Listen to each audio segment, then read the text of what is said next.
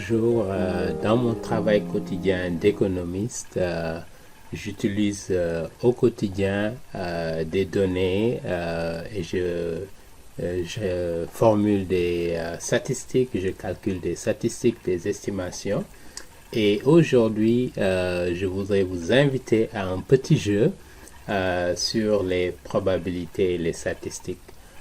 Pour ceux qui ne connaîtraient pas, une probabilité, donc, c'est la mesure dans laquelle un événement a des chances de se produire.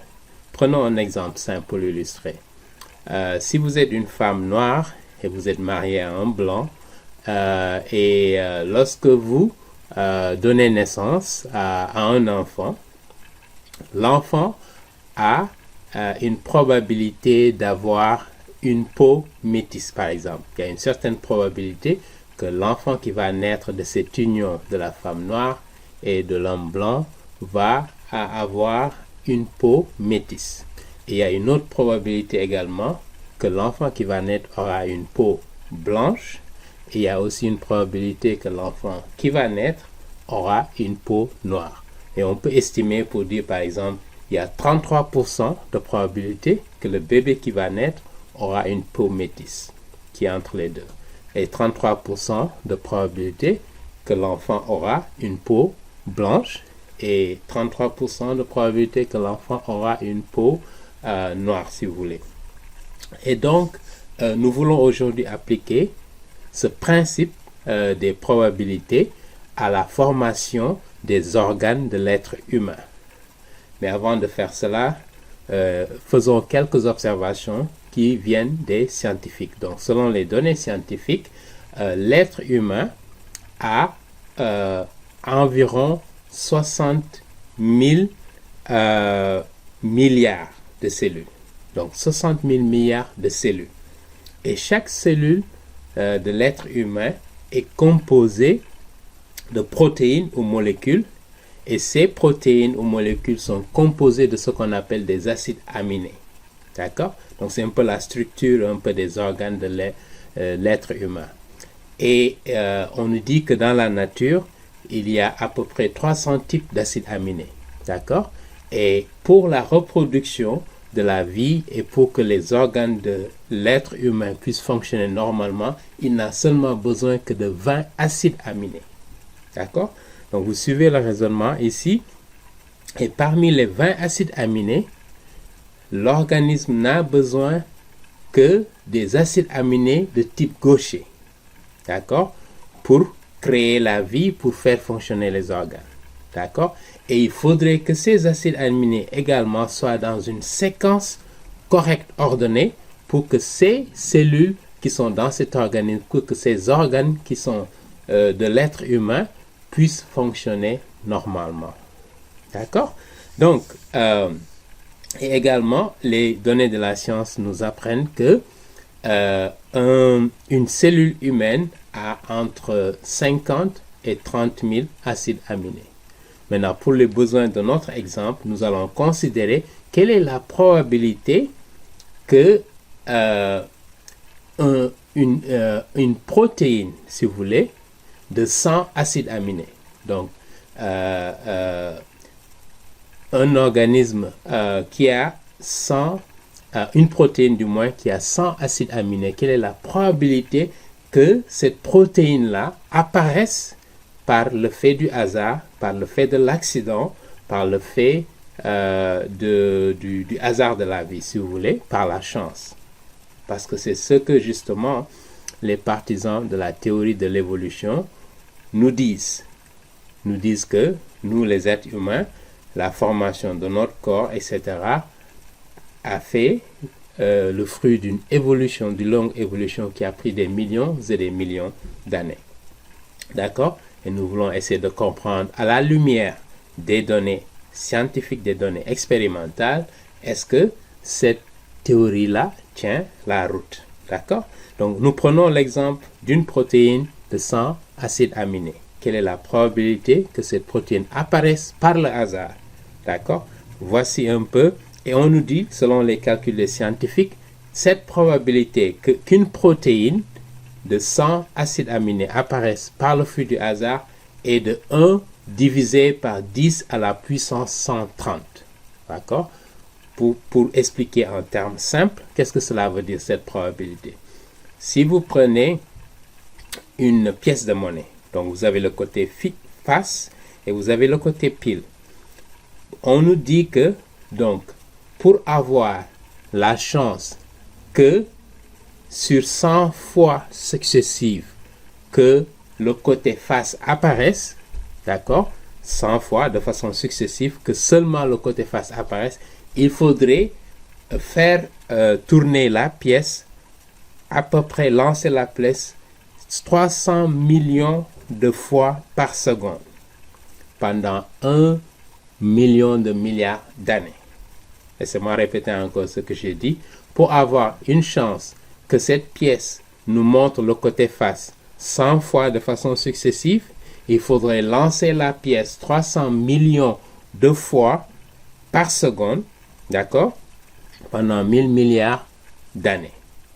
Et selon les calculs effectués, il vous faudra donc 114 milliards d'années pour que cette protéine de 100 acides aminés apparaisse au hasard, par la chance, par le flux du hasard. D'accord? Pour vous dire que c'est une probabilité qui est presque impossible. D'accord? Parce que c'est tellement petit, c'est infiniment petit que c'est presque nul. D'accord? Ça veut dire que c'est impossible, ça ne peut pas arriver. D'accord?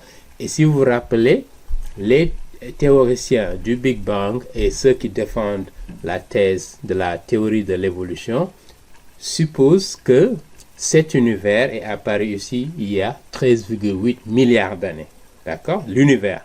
Et lorsque l'univers est apparu, il y avait eu le Soleil d'abord avant que la Terre et les autres planètes n'apparaissent. Ils nous disent que le Soleil est apparu peut-être il y a plus de 4,5 milliards et la Terre également est apparue bien après. D'accord?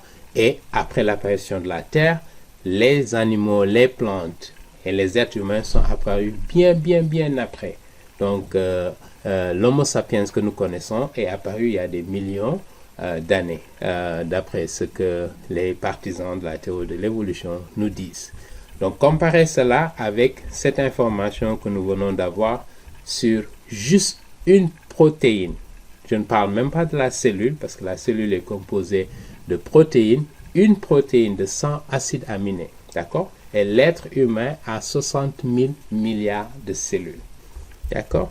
Donc, cette probabilité-là demande 114 milliards d'années pour qu'elle apparaisse au hasard, d'accord? Ce qui vous dit que, donc, comparé avec les hypothèses de la théorie de l'évolution qui nous disent que le temps requis, justement, pour, selon la théorie de l'évolution, est dépassé largement, d'accord, par ces 114 milliards d'années que nous venons de voir, pour vous montrer le caractère irréaliste de cette théorie de l'évolution et les hypothèses qui le sous-tendent. Tout simplement parce qu'ils veulent exclure Dieu de tout phénomène scientifique. D'accord? Ils rejettent Dieu. Et lorsqu'on rejette Dieu, justement, on s'enferme dans des difficultés insurmontables, dans des contradictions de toutes sortes. Et voilà ce que nous avons voulu présenter ici. D'accord? Et je vais vous donner juste quelques autres informations. Le cerveau de l'être humain, ce qui est un organe, a plus de 100 milliards de connexions. D'accord? Entre elles. OK? Et le cœur bat 100 000 fois par jour.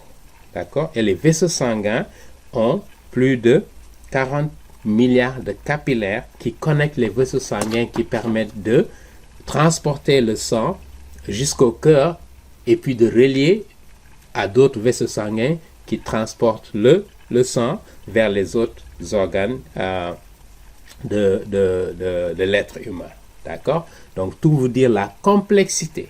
L'exemple qu'on a donné se réfère simplement à l'apparition de cette protéine. On n'a même pas parlé de l'ordre dans lequel ces protéines-là doivent apparaître, ces acides aminés doivent apparaître. D'accord? Ça, c'est un autre. Si on intègre cette dimension même, il faudrait ajouter des millions d'années à ces 114 milliards d'années dont nous avons parlé. Voilà pour dire que donc, la seule alternative de la vision du monde qui fait sens, qui cadre avec les données expérimentales, les données de la science, c'est la vision qui postule, qui suppose l'existence d'un créateur de cet univers qui est infiniment plus intelligent que les êtres humains qu'il a lui-même créés. D'accord? Et je voudrais juste vous montrer un peu une dimension de ce créateur qui est intelligent et comment il a façonné tout ce qui existe dans cet univers, y compris l'être humain qui constitue le sommet même de la création. Parce qu'il n'y a pas un autre être qui est aussi intelligent que l'être humain que Dieu a créé. Les animaux n'ont pas cette intelligence, les plantes naturellement c'est des organismes vivants, mais n'ont pas ces caractéristiques-là. D'accord? Quand vous allez au psaume 131, au verset 14 et 16, et nous lisons dans la version du King James, voici ce que la Bible nous dit. Je te louerai car je suis fait d'une impressionnante et merveilleuse manière. D'accord? Merveilleuses sont tes œuvres et cela, mon âme le sait très bien. Donc le psalmiste, lorsqu'il écrivait ce psaume, voulait méditer un peu sur le caractère immensément intelligent de l'être humain qui est créé d'une façon merveilleuse. Et on le voit avec la génétique moderne aujourd'hui. Verset 15 nous dit « Ma substance ne te fut point cachée lorsque je fus fait en secret et curieusement formé dans les parties les plus basses de la terre. » Donc même nous, avant que nous soyons créés, Dieu savait, Dieu nous connaissait les parties les plus infimes de notre être. D'accord? Verset 16 nous dit « Tes yeux virent ma substance, bien qu'encore imparfaite, et dans ton livre, tous mes membres étaient inscrits, lesquels furent façonnés lorsqu'il n'y en avait encore aucun d'eux. » Donc avant même que nous soyons formés, Dieu connaissait toute partie, toute cellule, toute protéine, toute cette génétique qu'on commence maintenant à étudier, à comprendre. D'accord? Et Dieu le connaissait au départ, avant même que nous soyons créés, avant que nous soyons même conçus. D'accord? Si on prend le livre de Jérémie, le prophète Jérémie au chapitre 1, verset 5, la Bible nous dit « Avant que je t'ai formé dans le ventre de ta mère, je te connaissais. Avant que tu sois sorti de l'utérus, je t'avais sanctifié et je t'avais ordonné prophète pour les nations. » Il n'y a que le Dieu de cet univers qui est capable d'une telle chose parce qu'il est infiniment intelligent, il est omniscient et il est omnipotent. D'accord? Et par ailleurs, ce verset de Job nous rappelle que le fœtus, l'embryon qui est dans le ventre d'une femme, est un être humain. D'accord? Et cela ne devrait pas le prendre à la légère. Et la personne qui a cet enfant entre elles n'a pas l'option d'abord de faire un avortement. Dieu est contre cela parce que c'est un être humain qui est tué, qui a été tué. D'accord? Donc c'est un meurtre que d'avorter, quelles que soient les circonstances dans lesquelles la personne est tombée enceinte. D'accord? La Bible nous dit que ça ne se justifie pas parce que la vie appartient à Dieu. D'accord? Et dans le livre de Job, au chapitre 10, versets 11 et 12, voilà ce qui est dit. Tu m'as revêtu de peau et de chair, et tu m'as tissé avec des os et des nerfs. Donc, pour parler de la structuration un peu des cellules de l'organisme humain, extrêmement complexe. Verset 12, tu m'as accordé vie et bienfait, et tes soins assidus ont conservé mon esprit. Et un dernier verset, Job 33, verset 4, l'Esprit de Dieu m'a formé et le souffle du Tout-Puissant m'a donné la vie. Donc l'Esprit Saint, qui est la troisième personne de la Trinité, fait partie justement de la divinité qui a donné la vie à tous les êtres humains. D'accord? À partir de Adam et Ève. Voilà, je m'arrête là pour montrer encore une fois avec des exemples basés sur les données scientifiques, les données expérimentales que nous avons, que nous pouvons observer, nous pouvons conclure que la théorie de l'évolution est irréaliste Et elle ne repose pas sur des faits, elle ne repose pas sur des données, elle est simplement une vision du monde de ces scientifiques-là qui veulent rejeter l'existence de Dieu. Alors qu'ils savent qu'à travers la création, à travers les êtres humains, à travers cet univers, Dieu nous parle de son existence et personne ne peut le nier. Je vous remercie et je vous dis à très bientôt.